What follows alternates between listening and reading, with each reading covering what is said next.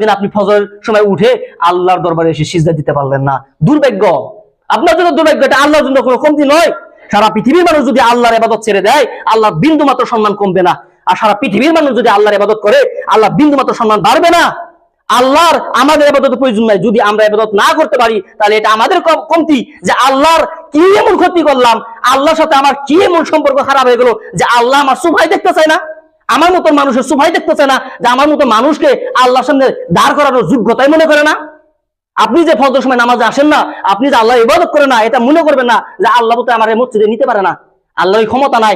আল্লাহ যদি ফেরাউনের মতন 400 বছর মানুষকে বাঁচিয়ে পানির তলে চুবিয়ে চুবিয়ে মারতে পারে, আল্লাহ যদি নমরুদের মতন বিশাল বড় একটি কাফের বিশ্বর আপনার রাজা ছিল, ওই যদি নমরুদ, ওই নমরুদকে যদি ন্যাংরা মশাদা মারতে পারে, আমাকে আপনাকে ধ্বংস করে দিতে পারে। আলহামদুলিল্লাহ نحمده ونستعينه ونستغفره ونؤمن به ونتوكل عليه ونعوذ بالله من شرور أنفسنا ومن سيئات أعمالنا من يهده الله فلا مضل له ومن يضلله فلا هادي له أشهد أن لا إله إلا الله وحده لا شريك له وأشهد أن محمدا عبده ورسوله الذي أرسله بالحق بشيرا ونذيرا وداعيا إلى الله بإذنه وسراجا منيرا فقد قال الله تبارك وتعالى في كلامه المجيد والفرقانه الحميد فأعوذ بالله من الشيطان الرجيم بسم الله الرحمن الرحيم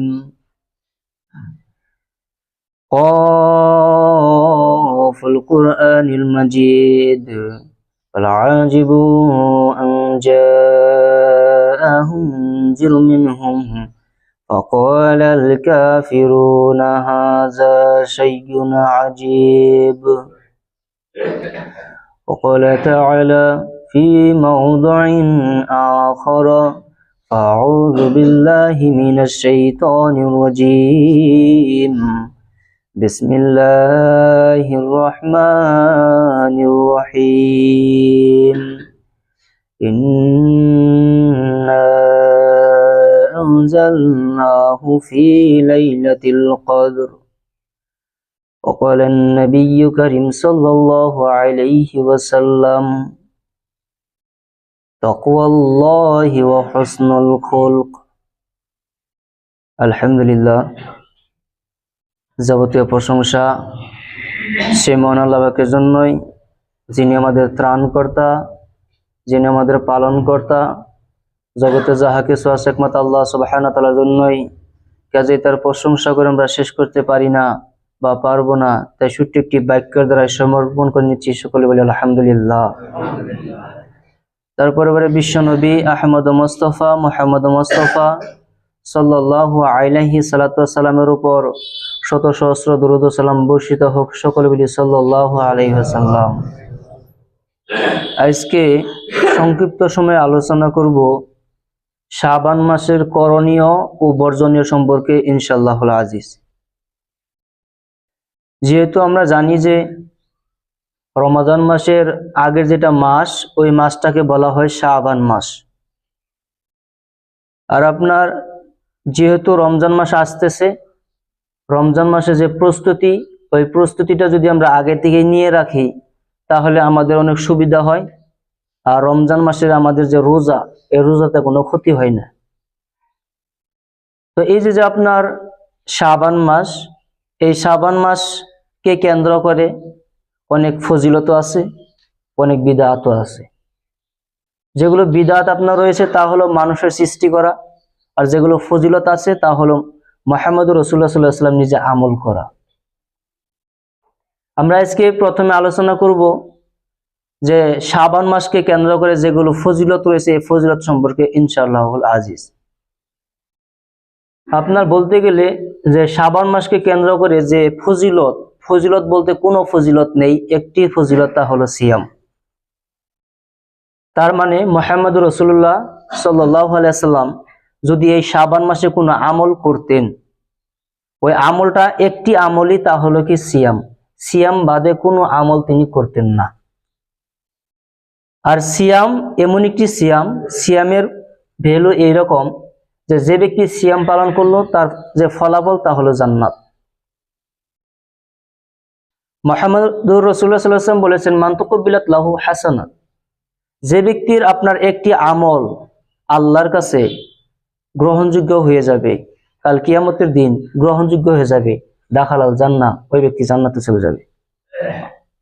যে ব্যক্তির একটি নেকিও যদি আপনার আল্লাহর দরবারে কি হয়ে যায়, কবুল হয়ে যায়, এই একটি নেকি কবুল হওয়ার কারণে ওই ব্যক্তি কাল কিয়ামতের দিন ডাইরেক্ট সরাসরি জান্নাতে চলে যাবে।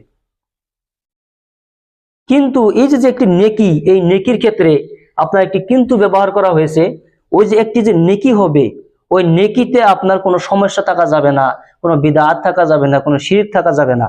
আপনার একেবারে আপনার স্বচ্ছ পরিষ্কার নেকি হতে হবে। তো আমরা এই যে হাদিসটা থেকে আমরা বুঝতে পারলাম যে যে ব্যক্তির কাল কিয়ামতের দিন একটি নেকি আল্লাহর দরবারে গ্রহণযোগ্য হয়ে যাবে, ওই একটি নেকির বিনিময়ে ওই ব্যক্তিকে আল্লাহ সুবহানাহু ওয়া তাআলা জান্নাতে দিয়ে দিবে। তার এই যে শাবান মাস, এটা এই যে আজকে আপনার শাবান মাস চলতেছে, এটা হচ্ছে শাবান মাস। এই যে শাবান মাস চলতেছে, এই শাবান মাস আসছে কারণে প্রত্যেকটা মুসলিমকে খুশি হতে হবে, প্রত্যেকটা মুসলিমের ভিতরে আনন্দ হতে হবে যে এই মাসটি যখন শেষ হয়ে যাবে, সাথে সাথে এমন একটি মাস আসবে যে মাসের মানুষ অপেক্ষা করে 11 মাস ভরে, যে মাসটাকে মানুষ ডেকে টেনে আনতে পারে না। এই মাসের নিজা গতি থাকে, প্রত্যেক বছর 10 দিন করে এগিয়ে এগিয়ে আসে, এসে প্রত্যেকটা আপনার সময়ে এই রোজাটা আপনার ঘুরে ঘুরে আপনার যে 12 মাস রয়েছে, এই 12 মাসে পাক মেরে কোনো না কোনো দিন, ধরে নেন যে আজ থেকে 50 বছর পূর্বে যদি আপনার জানুয়ারি মাসে যদি রোজা হয়ে থাকে, এটা ঘুরতে আবারও এই বছর আপনার এসে গিয়েছে কখন, আপনার ফেব্রুয়ারি মাসে।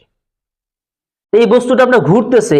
আর এই যে রমজান মাস রয়েছে, এই মাসটাকে কোনো মানুষ ডেকে টেনে আনতে পারবে না, তার নিজ গতিতে আসবে। তো যারা মুসলিমদের ভিতরে একটি আপনার আনন্দ জাগবে, খুশি জাগবে। কেন? যে এই যে আপনার শাবান মাস রয়েছে, এই শাবান মাস শেষ হওয়ার সাথে সাথে এমন একটি মাস আসবে যে মাসের মানুষ অপেক্ষা করে, ওয়েটিং করে কতদিন, 11 মাস। ওই মাস এমন মাস যে মাসে মানুষ ইবাদত করে নিজেদের পাপ সমূহ ধ্বংস করে নেকির দিকে গিয়ে যায়। ওইটার নাম হচ্ছে আপনার রমাদান মাস। আর এখন আমরা উপস্থিত হচ্ছি যে মাস, তার নাম হচ্ছে শাবান মাস। আর এই শাবান মাসকে কেন্দ্র করে মুহাম্মদুর রাসূলুল্লাহ সাল্লাল্লাহু আলাইহি ওয়াসাল্লাম যত আমল করতেন, তিনি অন্য কোনো মাসে এত আমল করতেন না। মানে মুহাম্মদ সাল্লাল্লাহু আলাইহি ওয়াসাল্লাম এই শাবান মাসে, রমজান মাসের পরে যদি হাইয়েস্ট সব থেকে বেশি সিয়াম পালন করতেন, আপনার এই শাবান মাসেই মুহাম্মদ সাল্লাল্লাহু আলাইহি ওয়াসাল্লাম আমাদের নবী সিয়াম পালন করত রমজান মাসের পরে। বাকি অন্য মাসে এত সিয়াম পালন করা দেখা যায় না। এই জন্য আপনার একটি হাদিস এসেছে যে উমামা বাহিলি রাদিয়াল্লাহু তাআলা আনহু থেকে বর্ণিত, তিনি বলেন যে আমরা আল্লাহ নবীকে জিজ্ঞাসা করলাম, হে আল্লাহর নবী, আপনাকে আমরা এই শাবান মাসে যত সিয়াম পালন করতে দেখি, অন্য কোন মাসে এত সিয়াম পালন করতে দেখি না, কারণ কি, ব্যাপার কি? তখন মুহাম্মদ সাল্লাল্লাহু আলাইহি ওয়াসাল্লাম বললেন, জালিকা শাহরুন, এটা তো সেই মাস, ইয়াকফুরুন নাসু আনহু বাইনা রজবিন ওয়া রমাদান, যে মাসের প্রতি মানুষ বেখিয়াল, যে মাসকে মানুষ গুরুত্ব দেয় না, যে মাসের প্রতি মানুষ উদাসীন, এটা তো সেই মাস যে মাস আপনার রজব মাস এবং রমাদান মাসের মাঝখানে মাস, অর্থাৎ শাবান মাস। আমি কেন গুরুত্ব দিব না? যে মাস এমন মাস যে মাস সম্পর্কে মানুষের গুরুত্ব নেই। কে বলতেছে? আমাদের নবী বলতেছেন যে কি, যে মাসের প্রতি মানুষ গুরুত্ব দেয় না, আমরা কি গুরুত্ব দিলাম এই মাস সম্পর্কে? আমরা কে জানি যে এই আপনার শাবান মাসে কি গুরুত্ব রয়েছে, কি ফজিলত রয়েছে, মানুষে এই মাসে কি ভুল কাজ করে, কি আপনার আমলের কাজ করে, আমরা খবরই রাখি না। তা আল্লাহ নবী এটাই বলছেন যে এই মাস সেই মাস যে মাসের প্রতি মানুষ গুরুত্ব দেয় না, মানুষ উদাসীন বেখেয়াল থাকে, সেই মাস হচ্ছে আপনার রজব মাস এবং রমাজান মাস, এই 2 মাসের মাঝখানে অর্থাৎ শাবান মাস। ওয়াহুয়া শাহরুন, এটা তো সেই মাস, ওয়াহুয়া শাহরুন, এটা তো সেই মাস তুরিজুল আমালু ইলা রাব্বিল আলামিন, যে মাসে মানুষের আমল সমূহ বিশ্ব জগতের প্রতিপালক আল্লাহর কাছে মানুষের আমল সমূহ পেশ করা হয়। এই মাস সেই মাস, অর্থাৎ একজন মানুষ 11 মাসে যে পাপ করলো, 11 মাসে যে নেকি করলো, এই প্রত্যেকটা হিসাব আল্লাহর কাছে ফেরেশতারা এই মাসে পেশ করে। ওয়াহুয়া শাহরুন, এটা তো সেই মাস, ওয়াহুয়া শাহরুন, এটা তো সেই মাস, যে মাস, কোন মাস, যে তুরিজুল আমালু ইলা রাব্বিল আলামিন, মানুষের আমল সমূহ আল্লাহ রাব্বুল আলামিনের কাছে ফেরেশতারা পেশ করে। আমি 11 মাসে কি পাপ করলাম, 11 মাসে কি নেকি করলাম, কয়টা ভালো কাজ করলাম, মানুষের সাথে ভালো ব্যবহারের কয়টি নেকি আমার আমলনামায় আছে, এই প্রত্যেকটা নেকি আল্লাহর কাছে পেশ করা হয়। তাই আমি পছন্দ করি, আমি ভালোবাসি যখন আমার আমল সমূহ আল্লাহর কাছে পেশ করা হয়। ওয়ানা সাইমুন, তখন আমি সিয়াম অবস্থায় থাকি।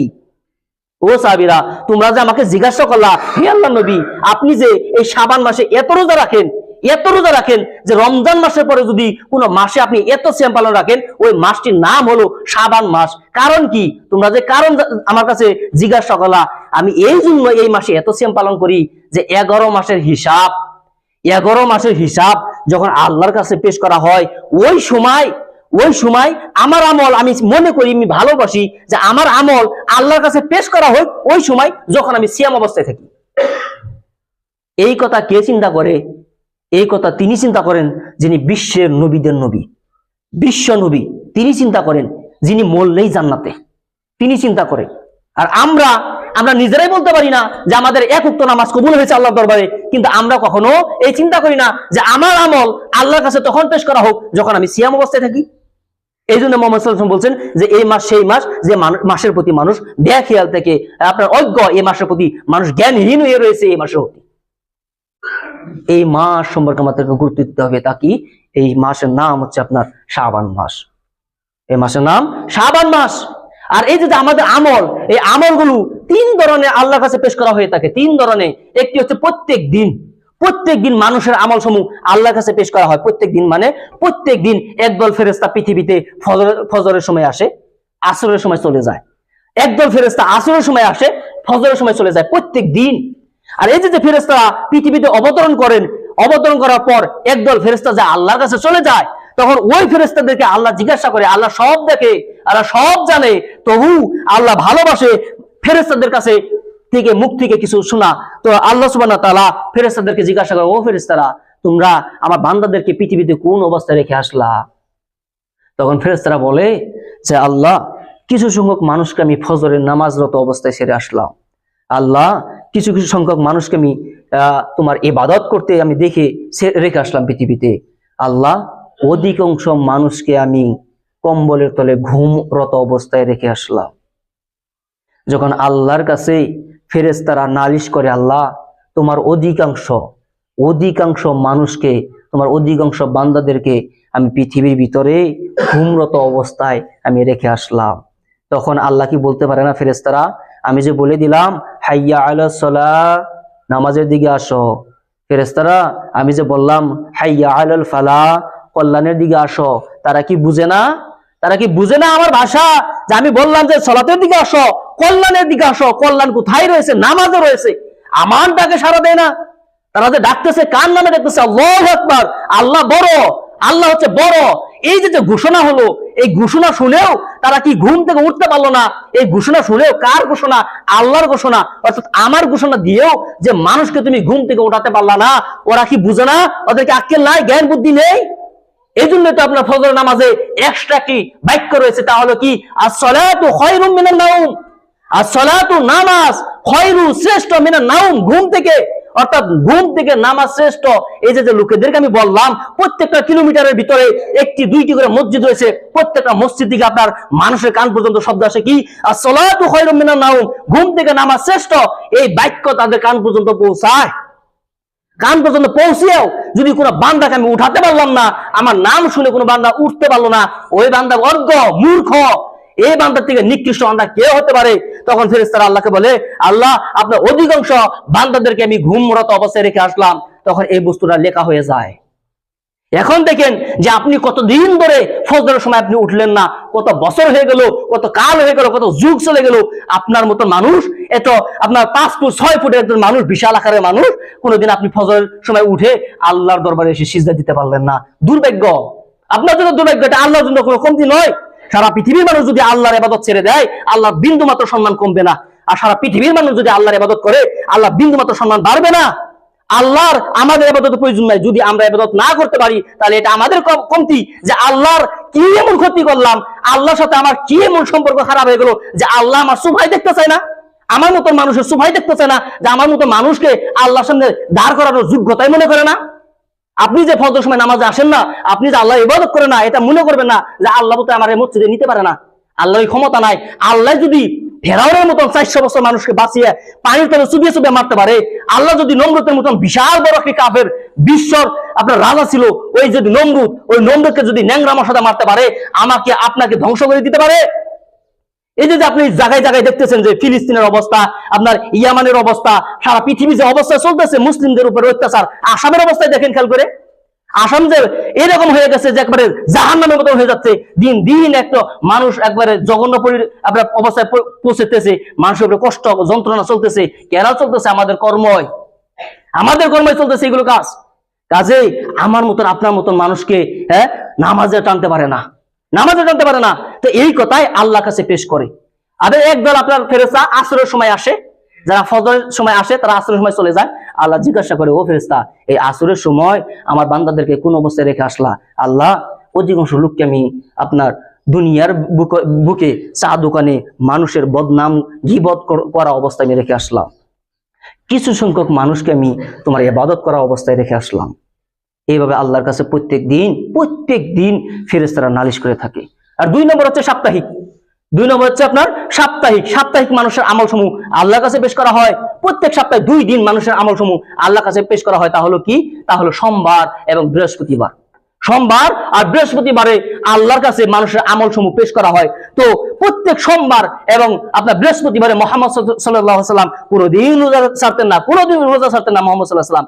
এই জন্য সাহাবারা জিজ্ঞাসা করে, আল্লাহ নবী, আপনি যে প্রত্যেক আপনার সোমবার এবং বৃহস্পতিবারে সিয়াম রাখেন, সিয়াম রাখার কারণ কি? তখন মুহাম্মদ সাল্লাল্লাহু আলাইহি ওয়াসাল্লাম বলছেন, তুরিজুল আমালু ইয়াউমাল ইসনাইন ওয়াল খামিস, যে প্রত্যেক সোমবার এবং বৃহস্পতিবারে মানুষের আমল সমূহ আল্লাহর কাছে পেশ করা হয়।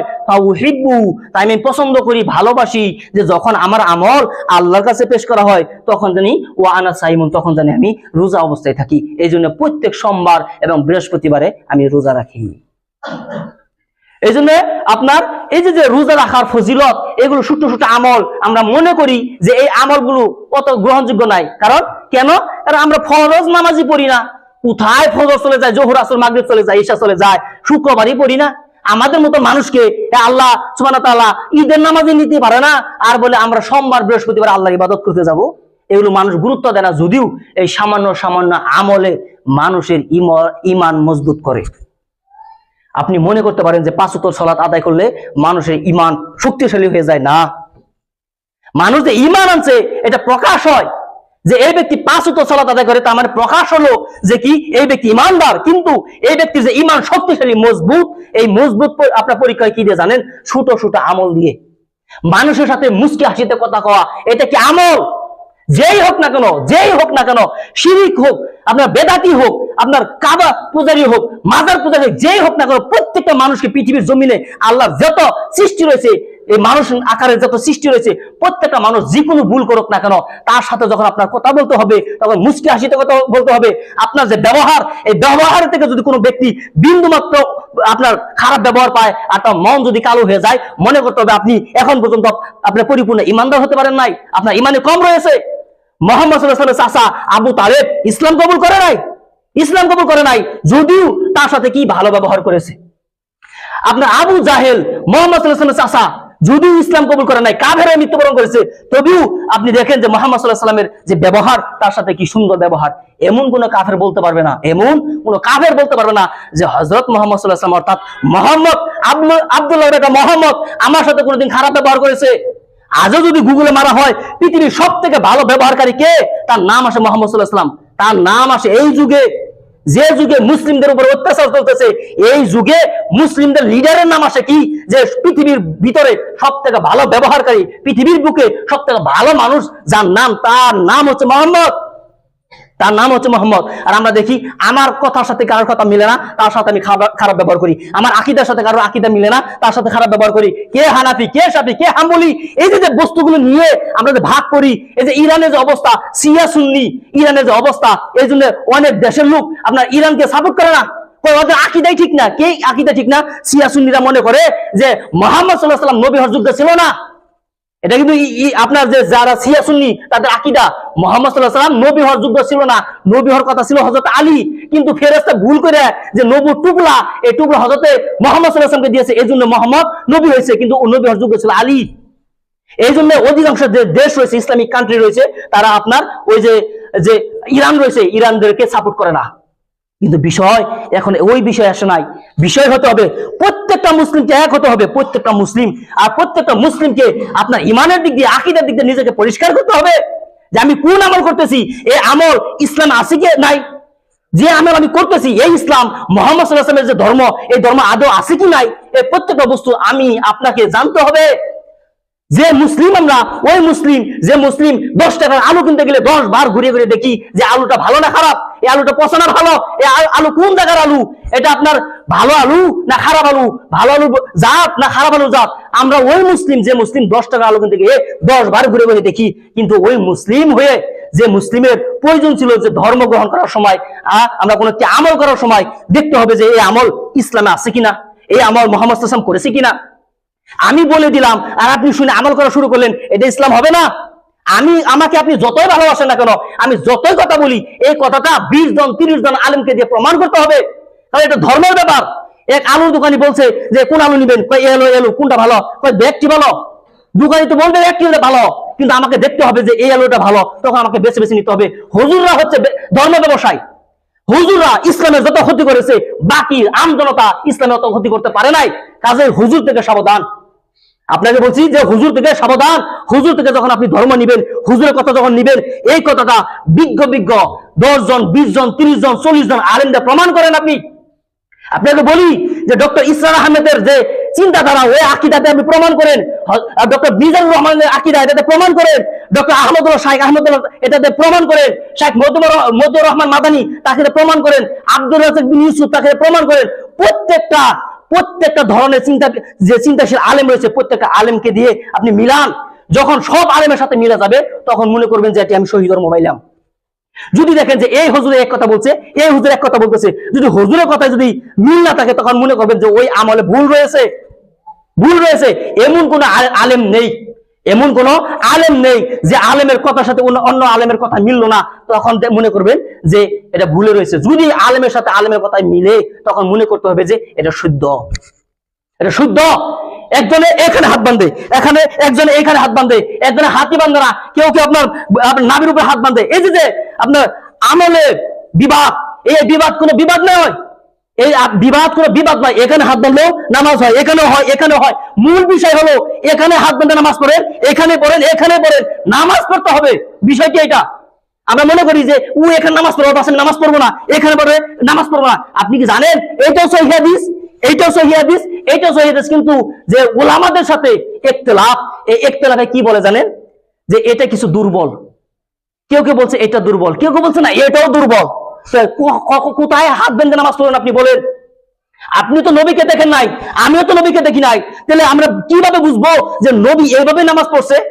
বিষয়টি ওইটা নয়। বিষয় হলো যেটা রুকুন নষ্ট হলে নামাজ চলে যায়, যেটা ঈমান গ্রহণের যে আকীদা নষ্ট হলে ঈমান ধ্বংস। আপনি 5 ওয়াক্ত নামাজ পড়েন, আপনি তাহাজ্জুদ পড়েন, আপনি হজ 1000 বার করেন, যদি আপনার আকীদায় বিন্দু পরিমাণ শিরক ঢুকে যায়, আপনার গোটা আকীদা বরবাদ হয়ে যাবে, ধ্বংস হয়ে যাবে। কাজে ধর্ম গ্রহণ করতে কোনো নির্দিষ্ট একটি হুজুরকে আপনি মানবেন না। আমাকে আপনি ভালোবাসেন, এই জন্য আপনি আঙ্গ হুজুরে সব হাসা কথা কয়, আপনি মনে করে রাখবেন যে অন্য জায়গায় যাবেন, আঙ্গ হুজুরের জিনে কথা কয়, সব পুরো হাদিসের কথা কয়। ভুল ধারণা। আমি যে কথা বলি, এই কথা আরো 10 জন আলেমরা প্রমাণ করতে হবে। যদি ওই আলেমের সাথে মিলে তখন আমল, যদি না মিলে হুজুরকে পরিবর্তন হতে হবে। এমন কোন সহি আকীদার আলেম আমি দেখি নাই যে তাদের কথার সাথে অমিল। আপনি দেখেন যে খালি পাইলা ডং ডং বেশি করে, ভরা পাইলা কখনো শব্দ হয় না। যেগুলো বড় বড় বিশাল আকারের আলেম তারা কথা কম বলে, তারা মানুষের সাথে ঝগড়া কম করে, তারা মানুষের সাথে বিরোধিতা কম করে, কারো বদনাম কম করে। যে হুজুর দেখবেন যে ওয়াজের মাঠে বসে বসে অমুকের বদনাম তমুকের বদনাম করলো, হ্যাঁ এই শালার অবদানি, এই শালা হানাফি, এমন এমন ভাষা ব্যবহার করে। আমি এই জন্য বলতেছি, কপি করতেছি, এই বলতেছে মনে করেন এই সমস্যা আছে, এই সমস্যা রয়েছে। কারণ প্রত্যেকটা মানুষই চায় আমি সহি দিন নেই, প্রত্যেকটা মানুষই চায় যে আমি আমল করে জান্নাতে চলে যাই। কিন্তু মানুষকে এমন পেছানো পেছাইছে, ওর মাথায় কামি দেয় না কোনটা সহি ধর্ম, ওর মাথায় কামি দেয় না। শেষ হয়ে গেছে মানুষ, খুবলা মানুষ। যে আমরা যে বলি আমরা মুসলিম, আমরা যে বলি মুসলিম, আমরা কি জানি ইসলামের কিচ্ছু জানি না। আমরা শুধু ভাবি যে 5 ওয়াক্ত নামাজ পড়লে তো মুসলিমের কাম শেষ না। মুসলিম হওয়ার যে 1000টা কর্ম রয়েছে, 1000টা কর্মর 1% কর্ম হয় না 5 ওয়াক্ত সালাত আদায় করলে, 1% হয় না। তাহলে দেখেন, চিন্তা করেন যে ইসলাম কত দূরে রয়েছে আর আমরা ইসলাম দিকে কত দূর। এই জন্য এখানে যতজন লোক রয়েছে আমি আপনাদেরকে অনুরোধ করে বলি যে এমন কোন নির্দিষ্ট হুজুরকে আপনি ফিক্সড করবেন না যে এই যা বলছে তাই নিব। যদি আপনি নিজেকে হানাফি মনে করেন তাহলে আপনাদেরকে আমি বড় হানাফি।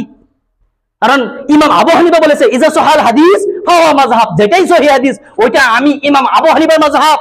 ইমাম আবু হানিফা বলছে যদি আমি এমন কথা বললাম, আমি এমন কোন বাক্য বললাম আমার মুখ দিয়ে, আর এই বাক্যটা যদি কোরআন ও হাদিসের সাথে মিল না খারে, কে বলছে? ইমাম আবু হানিফা, বড় ইমাম।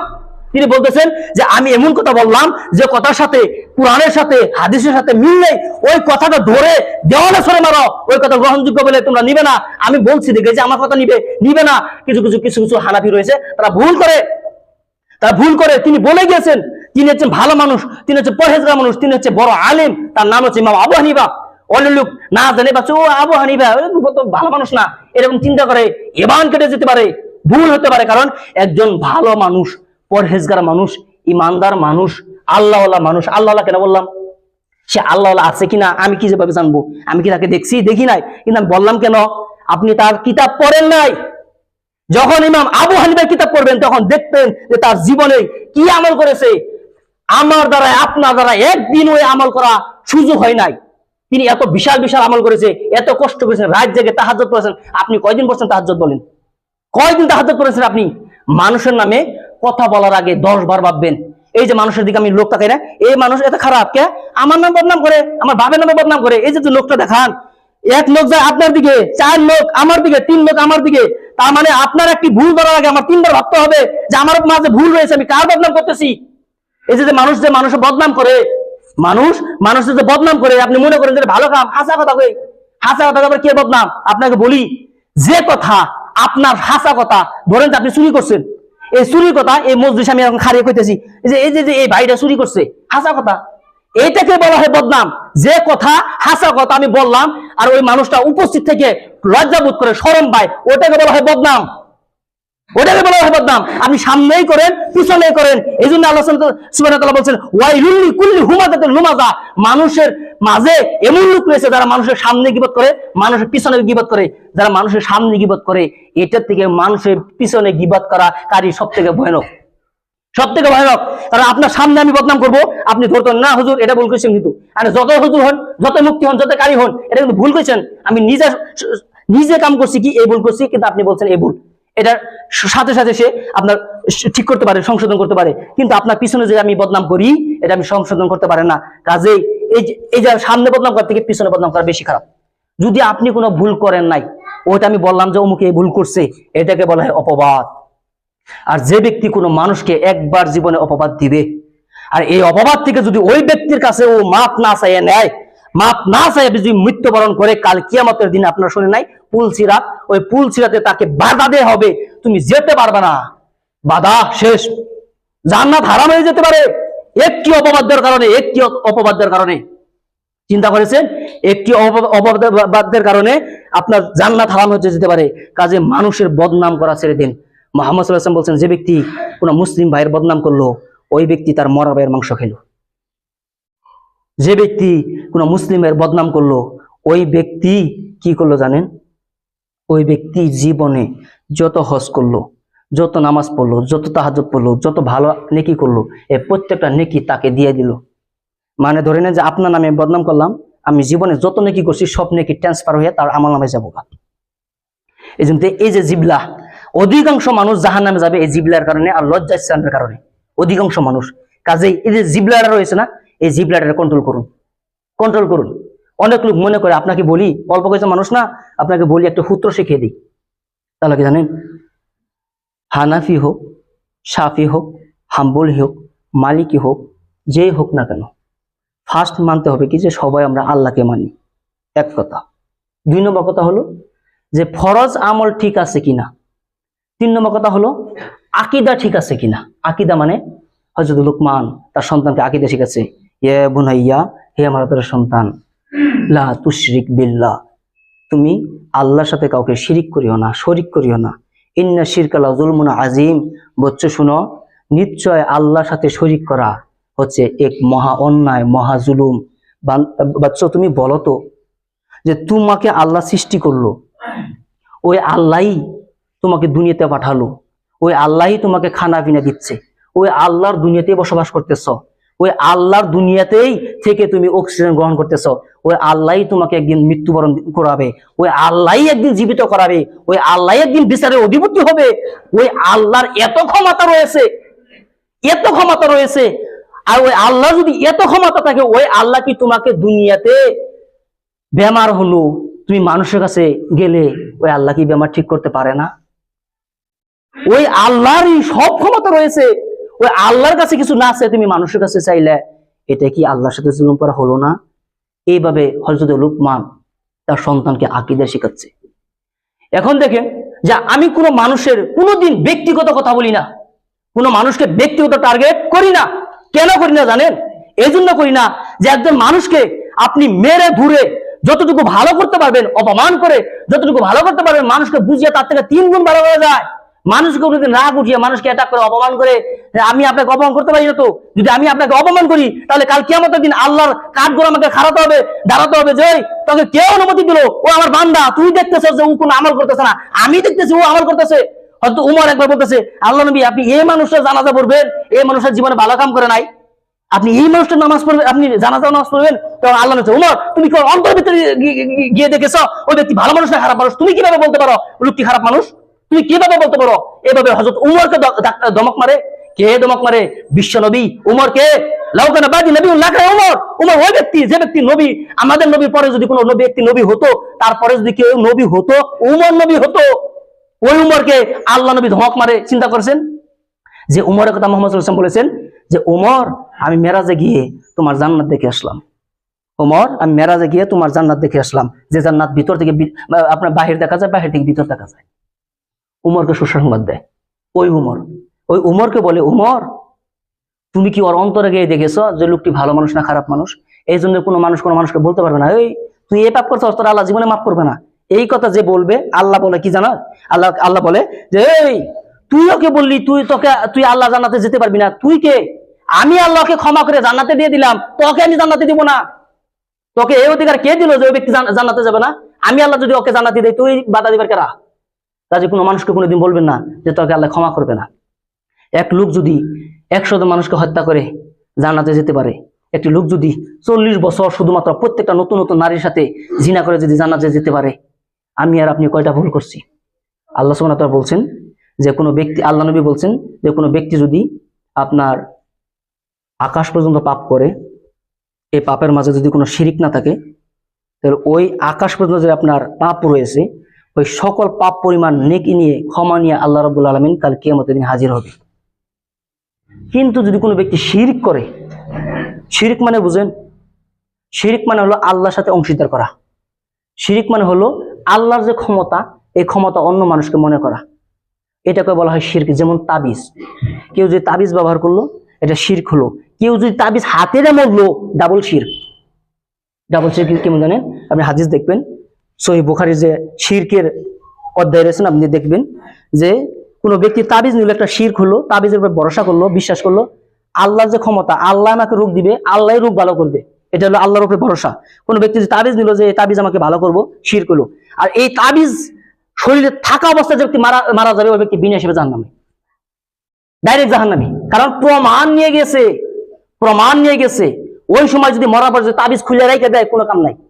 কারণ আপনারা ইতিহাস জানেন যে ফেরাউনকে যখন চুবানো শুরু করলো ফেরেশতারা, তখন বলে আনা মিনাল মুসলিমিন, আমি মুসলমান হয়ে গেছি। তখনও ফেরেশতা তাকে ছাড়ে নাই। কাজেই ঈমান ঠিক করেন, আকীদা ঠিক করেন, কারোর সাথে কোনোদিন খারাপ ব্যবহার করবেন না। প্রত্যেকজন মানুষের সাথে হেসে কথা বলবেন, যে হোক না কেন, বেনামাজি হোক, সুদখোর হোক, ঘুষখোর হোক, আপনার মানুষের চুগলখড়ি হোক, যে হোক না কেন, সকলের সাথে আপনি ভালো ব্যবহার করবেন। তারপরে আল্লাহ নবী মানুষের কাছে গিয়ে ইসলাম প্রচার করে যতজন মানুষকে হেদায়েত না করতে পারেছে, তার থেকে বেশি মানুষ আল্লাহ নবীর দিকে তাকায়, তাকে দেখে মানুষটা করে কি রে, একে আমরা মারলাম তবু বলে আমি এদেরকে মাফ করে দিলাম। আপনি দেখেন না যে কত যুদ্ধ হয়ে গেল, কত যুদ্ধ, আল্লাহ নবীকে মানুষ মেরে মেরে বেহাল করে দিছে, ফেরেশতা এসে বলে এদেরকে ধ্বংস করি, কয় না, এদেরকে মাফ করে দাও। প্রথমে নিজে ভালো মানুষ হই আমরা, তারপরে মানুষকে বলি। আর আপনাদেরকে বলি যে আল্লাহর যে ক্ষমতা রয়েছে, এই ক্ষমতা কাউকে দিবেন না।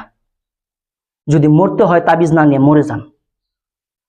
যদি এই যে লোকেরা যে মানত করে না, এই বিষয়ে একটা হাদিস বলি। আমার কথাটা আপনাদের যত হুজুর রয়েছে, মুক্তি রয়েছে, যদি আমার সাথে যদি কারোর সাথে যদি বেমিল হয়, এই যে আমি বড় গলায় বলতেছি। আর এই যে আপনার ভিডিও হচ্ছে না, ডাইরেক্ট ফেসবুক, ইউটিউবে যাবে, আমার কথা হাজার হাজার আলেমে বা 10 জন 20 জন যেই শুনবে যে আমি ভালো কথা বলছি না খারাপ কথা বলছি। আমার কমেন্টে মানুষ আমাকে গালি দেবে যদি ভুল বলি।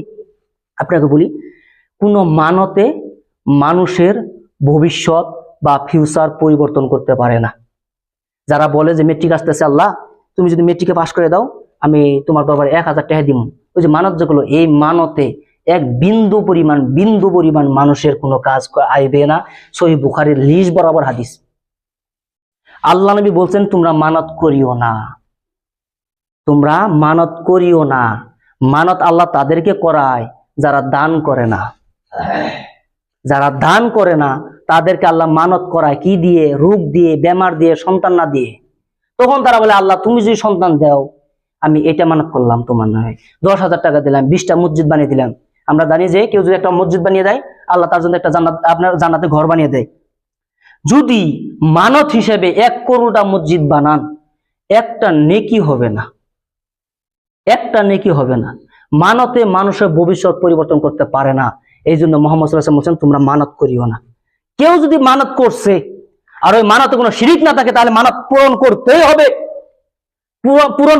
কেউ যদি বলে আল্লাহর কসম, যদি আগামীকাল আমার এই কামটা হয়, তাহলে আমি কি করব, যে 5 ওয়াক্ত নামাজ পড়বো, মানত করলো, আল্লাহর কসম করে আপনার হালাল মানত করলো, ওই ব্যক্তিকে কাল যদি এটা পূরণ হয়, এই ব্যক্তি ওই মানত পূরণ করা ফরজ হয়ে গেছে, ওয়াজিব, তাকে করতেই হবে ওইটা পূরণ। যদি কোনো ব্যক্তি পূরণ না করে, কালকে 3টা রোজা রেখে কাফারা দিতে হবে, অথবা 10 জন ফকিরকে খাওয়াতে হবে। 10 জন ফকিরকে খাওয়াতে হবে একটি কসমের কারণে। কেউ যদি বলে আল্লাহ কালকে যদি তুমি এই কামটা করে দাও, আমি 5 মোনা বিড়ি খাম, মানত, এটা হলো হারাম মানত। এই মানত যদি কালকে পূরণ হয়, আপনি করবেন না। যদি কেউ মানত করে আল্লাহ এই যদি মেট্রিকে যদি আমার ছেলে পাশ করে, তাহলে আমি হাজু পুয়া মক্কায় গিয়ে আমি 20টা ছাগল জবাই করে আসবো, হারাম মানত। কালকে যদি আপনার ছেলে পাশ করে, আপনি ওই মানত পূরণ করবেন না। মুহাম্মদ সাল্লাল্লাহু আলাইহি ওয়াসাল্লাম এটা মানা করেছে। এই যে আমি যে কথা বললাম না, এই কথা আপনি শুনে নিলেন। এই কথাটা আপনি যত বড় বড় আলেমের সাথে কথা বলেন, যদি সে জানা থাকে, আপনি মোবাইল খুলবেন, আপনার বুখারি খুলবেন, মানত অধ্যায়নে যাবেন, যদি আমি যেটি কথা বলছি যদি না মিলে, জিবলা কেটে দিব। আল্লাহ নবী মানত করেছেন, তোমরা মানা করেছেন তোমরা মানত করিও না।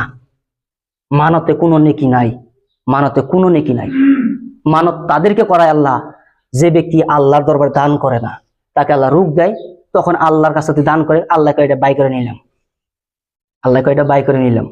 এই জন্য মানতে কোনো নেকি নাই, মানতে কোনো কাম নাই। করে যদি বলে না যে আমার পুলাহানো না, আমি কে দরবারে যাইয়ে আমি অমুক দিমুক পুলাহান হবো, কোন শিক্ষিত মানুষকে এটা চিন্তা করতে পারে? দেখেন, যে মানুষ যার সন্তান হয় না, যদি সন্তান দিতে পারে, নবী ইব্রাহিম আল্লাহর কাছে কেন বললো রব্বি হাবিলি মিনাস সলিহিন, আল্লাহ গো তুমি আমাকে একটি সন্তান দাও, একটি সন্তান দাও, নেক সন্তান দাও। কতদিন আল্লাহর কাছে কাঁদছে জানেন? যখন আপনার ইয়ে হাজেরাকে বিবাহ করছে, সন্তান হয় না। হাজেরা বলছে, হে নবী ইব্রাহিম, আপনি অন্য মেয়েকে বিবাহ করেন, আমার তো সন্তান হয় না, আপনি অন্য মেয়েকে বিবাহ করেন। তো বলছে, ভাইবা চিন্তা দেখো, অন্য মেয়েকে যখন বিবাহ করবো তার সাথে তোমার ঝগড়া লাগবে, কিন্তু একবারে লেগে যাবে সংসার আগুন, যা হবে হবে, আপনি বিয়ে করেন। তো বিয়ে তো করে না। তখন এই হাজেরা হযরত সারাকে নিয়ে আসলো, আপনি একে বিবাহ করেন। তারপরে হযরত সারাকে বিবাহ করলো কে? নবী ইব্রাহিম।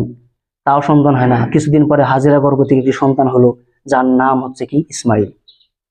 ওই ইসমাইল কত বছর বয়সে জন্মগ্রহণ করছে জানেন? 86 বছর বয়সে। 86 বছর বয়সে। 86 বছর বয়সে যে কেউ সন্তান হয়, বারবার আল্লাহকে বলে, কোনো মানুষকে সন্তান দিতে পারে না, কোনো মানুষের রোগ থেকে পরিত্রাণ দিতে পারে না একমাত্র আল্লাহ ছাড়া। কারণ আপনি যদি বলেন যে আল্লাহ এটা উসিলাই করে, ওই আল্লাহই বলছেন যে কি, আমার কোনো উসিলা লাগে না, আল্লাহর উসিলা লাগে। অনেক লোক উদাহরণ দেখে কি হয়, অসুখ হইলে যে ওষুধ খান নাকি, ওষুধ না গেলে অসুখ ভালো হয় না, এরকম করে যে ওষুধে কোনোদিন অসুখ ভালো করে না। আল্লাহর উপরে ভরসা, ওষুধ খেলেন। কারণ এক সাহাবী আল্লাহ নবীকে যে বলছে, আল্লাহ নবী আমি কি উট সাইরে দিয়ে আল্লাহর উপরে ভরসা করুম না উট বাইন্দা করুম? আল্লাহ নবী আগে উট বান্ধ, তারপরে আল্লাহর উপরে ভরসা করো। যদি উট সাইরে দিয়ে যদি আল্লাহর উপরে ভরসা করো, তাহলে উট যাবো গা, তাহলে আল্লাহর উপরে ভরসা করলাম, কাম হইলো না। তার মানে এক কথা হলো, আল্লাহর উপরে ভরসাও করতে হবে, কাজও করতে হবে। যাই বক্তব্য লম্বা করবো না, অনেক সময় নিয়ে গেছি গে। আমি সময়টা বাড়িয়ে দিলাম এই জন্যই, আপনার মনে করবেন না। ইসলামের জন্য আমরা যদি 5-10 মিনিট যদি টাইট টুট হয়ে যাই গে, কখন সময় দিব? মরে যাবো, মরে যাবো। একটি সময় আসবে না, মসজিদে আপনি আসতে চাইবেন, ঘাড়ে ধরে বের করে দিবে, ঘাড়ে ধরে। এক উক্ত নামাজ পড়ার জন্য মন কাঁদবে যে আমি এক উক্ত নামাজ মসজিদে পড়বো, পড়তে পারবেন না। সময় আসতেছে, আপনি দেখবেন আমরা আসামে বসবাস করতেছি না, আসামে এমন হয়ে যাবে যে একটি মসজিদ জিনতে থাকবে না, এই মসজিদে গিয়ে নামাজ পড়বো। মসজিদ থাকলেও মসজিদ তালাবদ্ধ হয়ে যাবে, তালাবদ্ধ। সময় দিন, ইসলামের জন্য সময় দিন। রোজা আসতেছে, নিজের জীবন উদ্ধার করে আল্লাহ ইবাদত করেন, শিরকি আকীদা ছেড়ে দেন, আল্লাহর উপর ভরসা থাকেন। আমার এই জীবন আমার এই মরণ, বলুন না, ইন্না সলাতি ওয়া নুসুকি ওয়া মাহইয়ায়া ওয়া মামাতি লিল্লাহি রাব্বিল আলামিন। নিশ্চয় আমার জীবন, আমার মরণ, আমার হায়াত, আমার মউত সবকিছু কার জন্য? আল্লাহর জন্য। যা হবে হবে, আল্লাহ ছাড়া কারোর উপর ভরসা করবো না, যা হবে হবে। তো এই নিয়ত নিয়ে আপনি চলেন দুনিয়াতে, দেখবেন যে সবকিছু সমস্যা সমাধান হয়ে যাবে ইনশাল্লাহ। আল্লাহর কাছে দোয়া করি এই প্রত্যেকটা বস্তু বোঝার জন্য তৌফিক দান করুন, আমিন।